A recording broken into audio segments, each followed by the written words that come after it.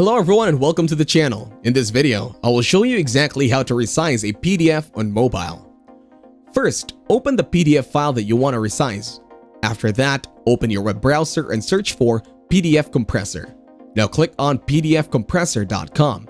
Alternatively, you can choose other PDF compressors from the other search results. Next, click on Upload File and add the file that you want to compress. After some time, your file will be compressed. Now, click on the download button to download it. Once it is done, you can edit and use it wherever you want. This process allows you to compress different PDF files effectively. Before making any changes, consider creating a backup copy of the original PDF. This ensures you have an unaltered version in case you need to revert to it. Some PDF readers or editing apps provide print settings that allow you to adjust the size of the document.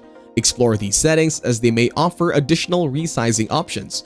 If you require more advanced editing features, consider using professional PDF editing apps that offer a wide range of tools for manipulating PDF documents. Before applying changes to a critical document, consider testing the resizing options on a sample or dummy PDF to ensure you understand how the app or tool works. If you enjoyed this video, like it and share your comments or questions below.